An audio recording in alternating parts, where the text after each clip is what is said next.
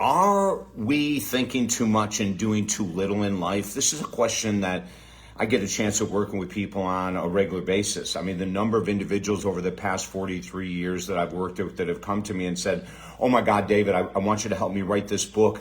I've been planning it for 10 years. And I say, awesome, let me see the outline. And they say, oh, it's all right here. See, they were thinking about it, but they never put any action into it. You know what I'm saying? It's like when you read a book and you say, if you say these affirmations, you will attract the lover of your life. Or if you say these certain affirmations, you'll attract $1 million. All that kind of nonsense that we were fed in the early 2000s, it was, I believe. And it just isn't reality. Like you can think all you want about making $1 million, but unless a miracle happens or you win the lottery or something like that, you're going to have to put work into it. You're going to have to put action into it. There's a lot of people that are overthinking constantly right now. I'm going to give you a really brief exercise to help you stop overthinking. But the other thing I want you to do is I want you to think about, why am I not putting action into my thoughts?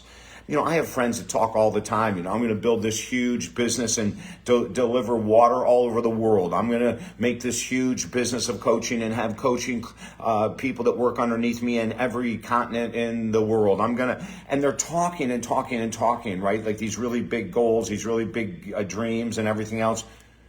I'm going to write a book on this, but there's nothing being done. Or what about the thinking process in relationships, where you're thinking, I'm going to be kind, I'm going to be this, I'm not going to do what I've done in the past to my current partner, but then the thinking didn't lead to any action, and the action would have been going into therapy. I not just because I'm a counselor, I think everyone really needs, when it comes to overthinking, to be working with a professional. This stuff can be deadly. It can keep you in your tracks. It can keep you stuck in dead-end relationships, dead-end jobs. It can keep you stopped in dead-end habits that don't bring you the body you want, the energy you want, the appearance you want. There's all kinds of things when we get into overthinking. And during these days, I think a lot of us are stuck in that realm of overthinking. Should I do this? Should I do that? What, should I get the vaccine? Should I not? Should I vote for this person or that person? Should we sell right now or should we hold? All this overthinking. So the number one exercise I'm going to give you is that whatever topics you're overthinking on, write them down and then see if there is a solution. If there's a solution, start the solution today, even if it means calling someone and asking them what they think your house is worth, but the more you think, the more we drag ourselves down. Now, thinking is fine, but if it's not followed by action and it's just ruminating thoughts, I need to get into the gym, I need to quit eating junk food, I need to quit drinking, all those they don't do anything.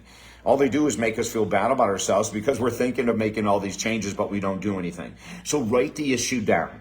If there's a solution, write the solution down. And today, start to write action steps of what you're going to do to move through that, to quit the overthinking and to get into action. Now, the second thing I'm going to give you is to give the brain a break for a second. Let's say that you're overthinking your relationship, overthinking buying or selling that house, overthinking. All we're doing is overthinking, and there's no solution. So this is where we take that big breath, exhale, and go, thought. I remember Maharishi Mahesh Yogi teaching me this in 1986 or 87. When the brain starts going overtime, we stop, and we go, thought.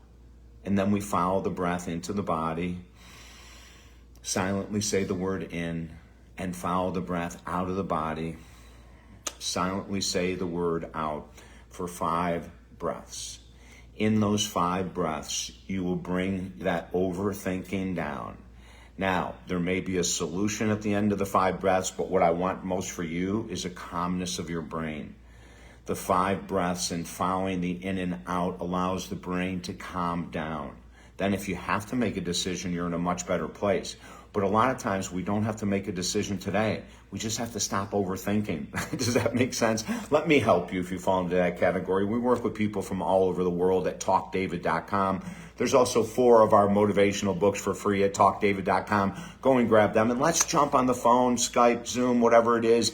Let me help you get to a place where you're super happy in life. And everything is at TalkDavid.com. You've been listening to David Essel Live, the most powerful podcast in the galaxy, right here on Buzzsprout.com. Go to Buzzsprout.com, Google David Essel, and you'll have thousands of hours of free podcasts to lift your spirits, lessen your burdens, bring you forward in life. I'm David Essel. Have a beautiful day.